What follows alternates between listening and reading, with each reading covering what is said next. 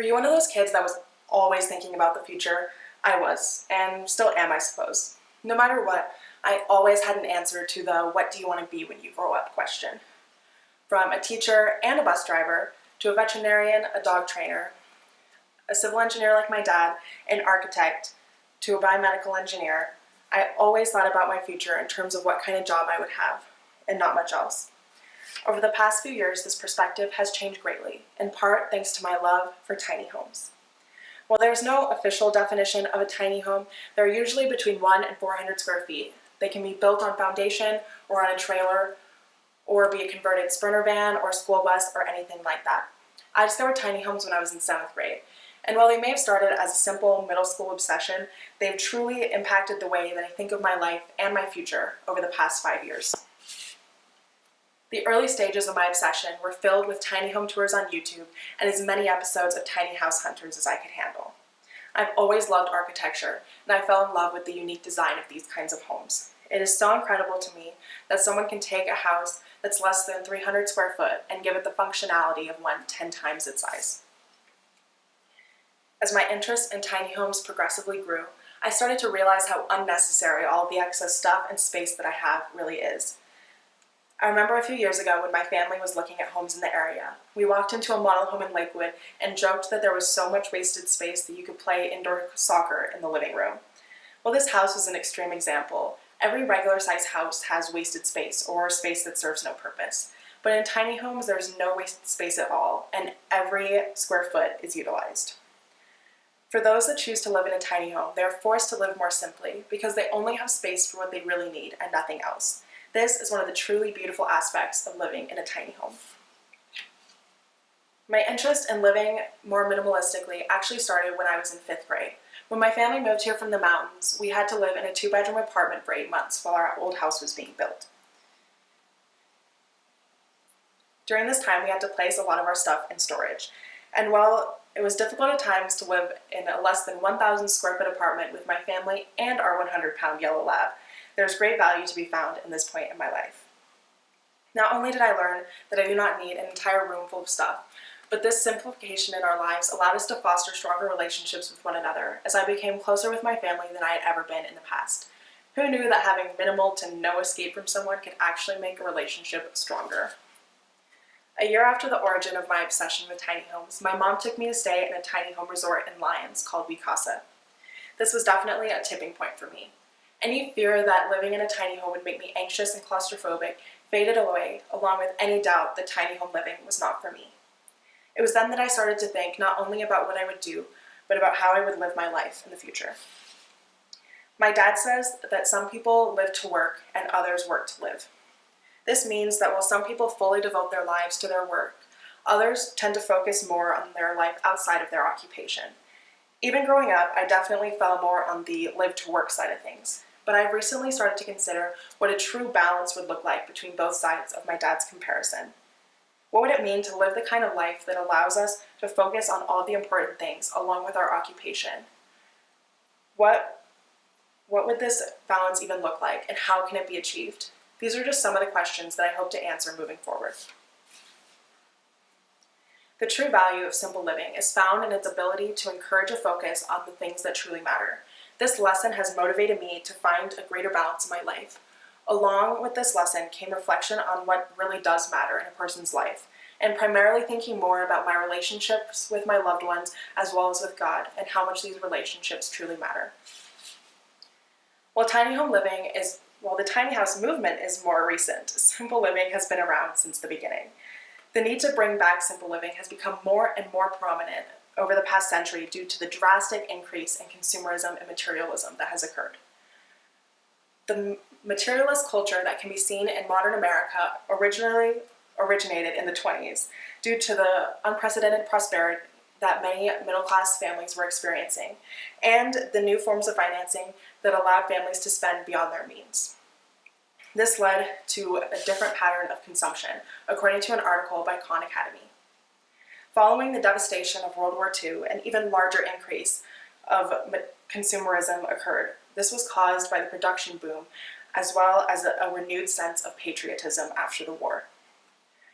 While these eras of increased consumerism are recent occurrences, the materialistic view that greatly contributed to their existence was around even during biblical times. In verses like 1 Timothy 6, 7 through 8, that say, "For we brought nothing into this world, and we can take nothing out of it. But if we have food and clothing, we will be content with that." And 2 Corinthians 4:18, that states that we fix our eyes not on what is seen, but on what is unseen, since what is seen is temporary, but what is unseen is eternal. These teach us that a materialistic view is not what God wants for our lives. God does not want us to place our value on possessions, but focus on a relationship with Him and the people that we love. In the parable of the rich fool, Jesus warns people to watch out, be on your guard against all kinds of greed. Life does not consist in an abundance of possessions. Luke 12:15. Jesus uses this parable to teach us that money cannot bring happiness and a better life, and holding this belief will cause you exponentially more harm than good.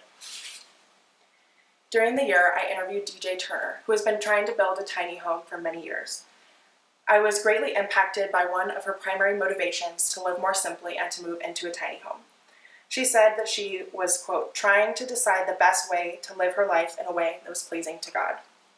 I found this incredibly thought-provoking and something that I need to learn to focus more on as I move towards simplifying in my own life. If the question is why Christians specifically should consider a more simplistic life, this is the answer. We are called to not conform to the pattern of this world in Romans 12:2, and to focus on what is unseen in 2 Corinthians 4:18. And living more minimalistically facilitates people in doing just that. In addition to the spiritual life benefits, there are also numerous other benefits that make tiny house dwellers seem a little bit less crazy to those that remain skeptical. For starters, there are the obvious financial benefits. In his TED Talk titled The Tiny House Movement, tiny home dweller and professional tiny home builder Andrew Morrison speaks on why he believes living in a tiny home will make you happier. The average American spends 27% of their net income on housing, he says. This is 10.8 hours out of a 40-hour work week, solely dedicated to the structure in which we live. According to the National Home Builders Association, the average home in America costs around $250,000 compared to the average $30,000 spent on tiny homes. Just imagine how much time and money that frees up and what you can do with it.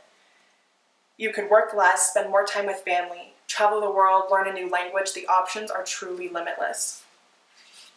And in addition to the freedom that living in a tiny home offers, it also allocates for less stress in every aspect. There's less to clean, heat, and cool, which makes these homes significantly cheaper and easier to maintain than a regular-sized house. While having a greater opportunity to do things like travel or drive a Porsche Cayenne are definitely an added bonus, one of the true benefits is the alleviation of stress. And this alleviation of stress can also alleviate the immense toll that it takes on mental health, on a person's mental health, as well as the overall amount of joy they feel in their life. The benefits of decreased stress are not only limited to mental health, but also physical health.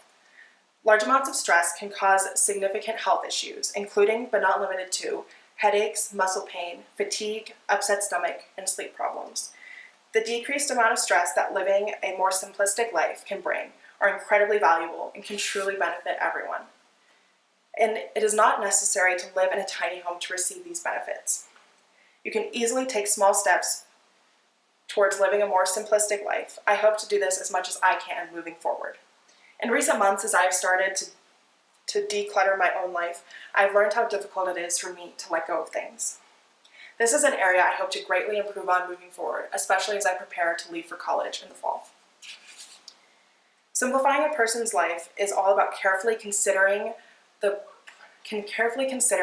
things that you allow into your life, and ensuring that these things do not interfere with what really matters. As I experienced firsthand this year, this requires a total mental shift from the way that most people think. It is about planning and considering purchases and ensuring that these items won't hinder you, but be of value in your life. While I'm aware that planning what your future house will look like as a high schooler is somewhat odd, it has given me something to aspire to as I move towards simplifying in my current life. Over the past year or so, as I've tried to declutter my life and transition towards a more simple lifestyle, this has been caused by noticing how anxious and overwhelmed I feel in a cluttered space. Despite the fact that I am kind of disorganized most of the time, something in my brain really does not like clutter, and it makes me very anxious. This causes the minimized stress aspect to be the most pressing in my everyday life, and the primary reason for the shift towards simple living that I've been hoping to make recently. With less material possessions to clutter your life, you are able to devote a significantly larger amount of time and energy to the things that are really important. When I initially discovered tiny homes, I had no interest in living in one long-term in the future. But now, after everything that I've learned about them and myself, I cannot imagine wanting to live in any other kind of home. But, of course, with all of the positive aspects of tiny home living, there had to be some downfalls too. This year definitely came as a reality check for me, and I learned that living in a tiny home is significantly easier said than done. DJ Turner brought a lot of challenges to my attention that I had not known about before. She's been attempting to build and live in a tiny home in the Park County area for several years now, but she has faced many legal and financial obstacles. It is extremely difficult to get permits for a tiny house because in many jurisdictions they are considered too small to be actual houses and have a minimum number of square footage that they must meet in order to be considered an actual house. These laws are also county specific in many states, making it even more difficult. And depending on where you're placing your tiny home, you might face large expenses to run power and water to your property. Unfortunately, placing your tiny home on a trailer does not solve all of these problems, and it comes with a plethora of its own. While interviewing Marie Witt, who works at a well-known tiny house builder called Tumbleweed, she said that the current zoning regulations are definitely the most challenging part of living in a tiny home. Tumbleweed Builders is a registered RVIA company, which means that all of their tiny homes are actually classified as custom RVs. Making them mobile allows people to get around the minimum square footage laws, but it creates the problem of finding a place to park. Most people end up parking their tiny home on a piece of land with a larger house already built on it. This allows the tiny house to fall under an ADU or accessory dwelling unit classification. Currently, this is really the only way to go, according to Ms. Witt, unless you plan on moving frequently and parking in RV parks along the way. This solution also comes with its own set of problems. Many places have restrictions on how long a person can live in an RV. For example, in Park County, a person can only live in an RV for a consecutive month or 6 months out of the year, adding further complications to an already complicated process. My current hope is that the laws will change in the years before I will build my own tiny home.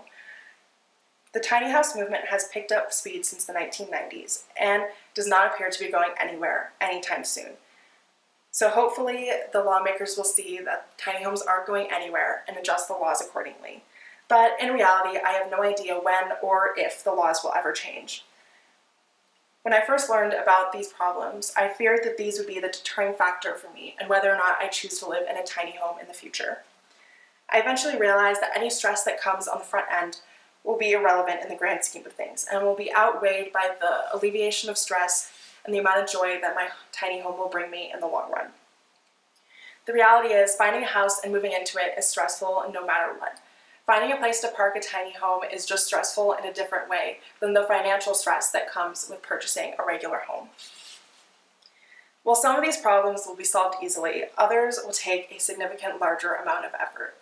And while I can't say that I know how to solve all these legal problems or some of the smaller problems, such as whether or not being off-grid is totally possible, where I will put my Christmas tree, if my future dogs will have enough space, etc. I'm definitely determined to figure out solutions or compromises to these problems and think that it will be more than worth it. Now, almost 5 years into my tiny home obsession, I not only want to design and build my own tiny home in the future, but I've developed a greater focus on my life in the future and not just my career. As I move forward, I hope to apply what I've learned to my everyday life, find a way to actively declutter, design my own future tiny home, along with figuring out how to work with the tiny home problems that I have discovered this year. I challenge all of you to take into consideration what's cluttering your own life. Ask yourself what small steps you can take in order to simplify your own life in a way that allows you to focus on what is necessary by getting rid of what is not. Additionally, I hope to never lose the love I have for tiny homes and the lessons of balance and determination that they have taught me this year. And I also hope to give these lessons to others as I continue to apply them into my everyday life. When I first decided on this topic for my capstone, I noticed that people would laugh just a little bit when I told them what it was. And while tiny homes is kind of an odd answer to the question of what do you love, I cannot imagine my life without them and all of the lessons they have taught me. Following my discovery of tiny homes, I've realized how greatly simple living would benefit me in my everyday life. Throughout this year specifically, I have developed a greater amount of determination to pursue the type of life that encourages me to focus on what truly matters. The concept of simple living has added great value to my life and has transformed the way that I think about my future. And it all started because one day in 7th grade, I discovered the joy of tiny homes.